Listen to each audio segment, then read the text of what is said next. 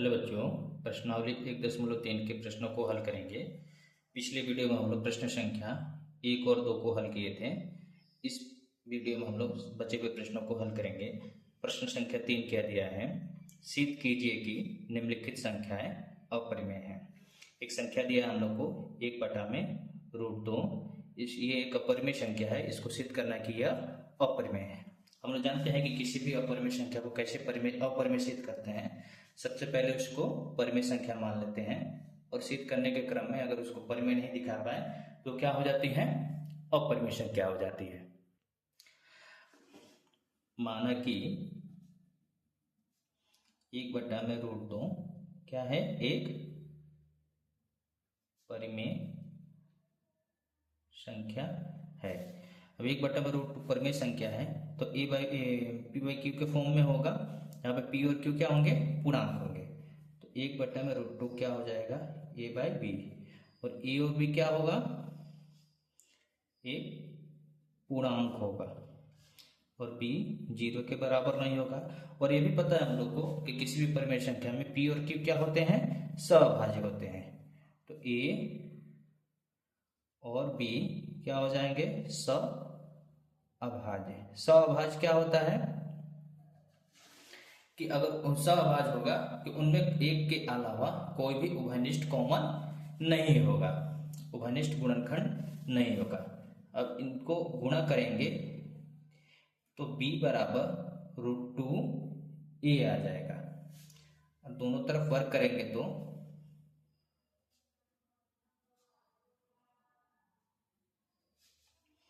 b² बराबर 2a²। इसको हम लोग मान लेते हैं समीकरण 1। अब b² ये गुणा में है तो इधर आएगा तो भाग में जाएगा, बटा में 2 बराबर a²। अब 2b² को अगर भाग दे रहा है तो 2b को भी विभाजित करेगा किस पर में? 1.3 से। 2b² को विभाजित करता है तो परिमेय 1.3 से 2b को भी विभाजित करेगा। अब 2 अगर b को विभाजित करेगा इसका मतलब b क्या हो सकता है? या तो 2 होगा, 4 होगा, 6 होगा, 8 होगा, 10 होगा, ऐसे ही कुछ हो सकता है। तभी तो b को पूरी तरह से विभाजित करेगा। तो 2 को अगर हम 2 गुणे 1 लिखेंगे, 4 को 2 गुणे 2, 6 को 2 गुणे 3, 8 को 2 गुणे 4, 10 को 2 गुणे 5, सब 2 के मल्टीपल में आ रहे हैं। और जो मल्टीपल में आ रहे हैं वो भी एक हम लोग का पूर्णांक है। तो b को लिख सकते हैं 2c और c का क्या हो जाएगा? ये भी एक पूर्णांक है। अब समीकरण 1 क्या था हम लोग का? समीकरण 1 से देखिए क्या है समीकरण 1? b² बराबर 2a²। और b का मान निकालने हम लोग क्या आएगा? 2c।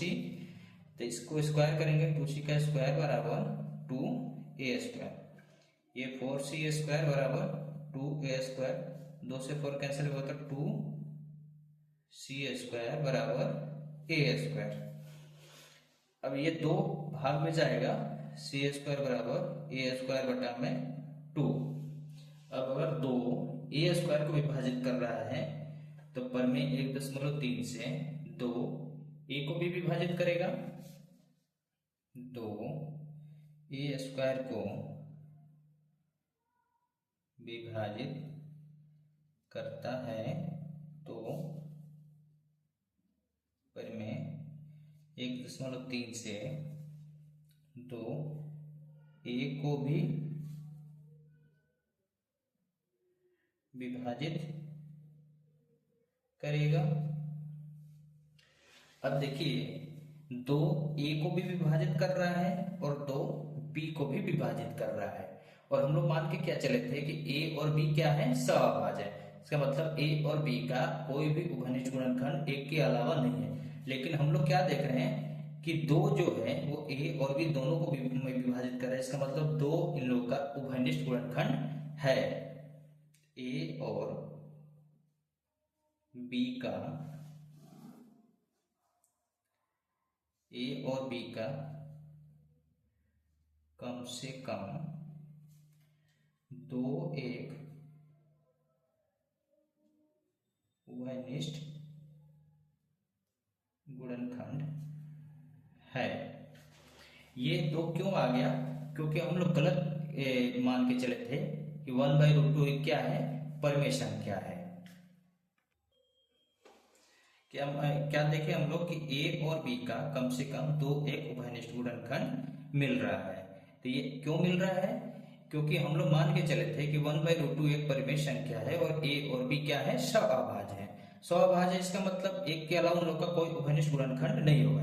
लेकिन हम लोग क्या किए, सिद्ध करने के क्रम में इसका दो हम लोग को एक और उभयनिष्ठ गुणनखंड मिल गया है। तो ऐसा क्यों हुआ? क्योंकि ये एक विरोधाभास परिणाम हम लोग को मिला। क्यों मिला? क्योंकि हम लोग गलत कल्पना किए थे कि 1/√2 एक क्या है, परिमेय संख्या है। अतः 1/√2 क्या होगा, एक अपरिमेय संख्या होगा। अगला प्रश्न क्या दिया है कि निम्नलिखित सिद्ध कीजिए कि निम्नलिखित संख्याएं अपरिमेय है। प्रश्न संख्या 3 का दूसरा है 7√5। ये एक अपरिमेय संख्या है, इसको सिद्ध करना है कि ये अपरिमेय है। माना कि 7√5 एक परिमेय संख्या है। परिमेय संख्या है तो इसको p/q के फॉर्म में लिख सकते हैं। यहाँ पे p और q क्या होंगे, पूर्णांक होंगे, और q 0 के बराबर नहीं होता है, और दोनों क्या होते हैं, सअभाज्य होते हैं। अब ये देखिए, ये 7 इधर गुणा में उधर जाएगा तो भाग में हो जाएगा a/7b। अब देखिए a भी पूर्णांक है, b भी पूर्णांक है और 7 भी पूर्णांक ही है, तो ये पूरा क्या हो जाएगा, एक परिमेय संख्या हो जाएगा। लेकिन हम लोग जानते हैं कि √5 क्या है, ये तो अपरिमेय संख्या है। चूंकि a तथा b पूर्णांक है और 7 भी पूर्णांक है, इसलिए a/7 भी एक परिमेय संख्या है। लेकिन हम जानते हैं कि √5 क्या है, एक अपरिमेय संख्या है।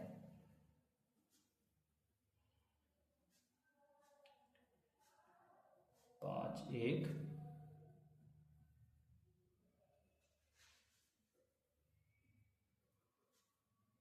संख्या है। ऐसा विरोधाभास परिणाम क्यों प्राप्त हुआ? क्योंकि हम लोग मान के क्या चले थे कि 7√5 एक क्या है, परिमेय संख्या है। ऐसा विरोधाभास परिणाम हमारी गलत कल्पना से प्राप्त हुआ। अतः 7√5 एक अपरिमेय संख्या है। अगला प्रश्न क्या दे रहा है कि 6 प्लस √2 ये भी क्या है, एक अपरिमेय संख्या, इसको सिद्ध करना है। माना कि 6 प्लस √2 क्या है, एक परिमेय संख्या है। परिमेय संख्या है तो p/q के फॉर्म में इसको लिख सकते हैं हम लोग। तो 6 प्लस √2 बराबर a/b, जहां पे a और b क्या होंगे, पूर्णांक, और b 0 के बराबर नहीं होगा, और a और b क्या होंगे, सअभाज्य होंगे। अब देखिए यहाँ पे 6 प्लस √2 बराबर a/b है, ये प्लस में 6 से उधर जाएगा तो माइनस में हो जाएगा, तो a/b माइनस 6। अब अगर इसको √2 है और इधर एलसीएम में b से, तो a माइनस 6b है। अब यहाँ पे देखिए a b b ये क्या है, पूर्णांक है, और 6 भी क्या है, ये भी पूर्णांक है। तो ये अगर पूरे पूर्णांक है तो ये क्या हो जाएंगे, परिमेय संख्या हो जाएगा। और हम लोग जानते हैं कि √2 क्या है, ये एक अपरिमेय संख्या है। चूंकि a तथा b पूर्णांक है और 6 भी पूर्णांक है, इसलिए a minus 6b upon b क्या हो जाएंगे, एक परिमेय संख्या है। ऐसा क्यों हम लोग को प्राप्त हुआ, क्योंकि हम लोग मान के गलत कल्पना करके चले थे कि 6 + 2 क्या है, एक परिमेय संख्या है। ऐसा विरोधाभास परिणाम हमारी गलत कल्पना से प्राप्त हुआ है। अतः 6 + √2 एक अपरिमेय संख्या है।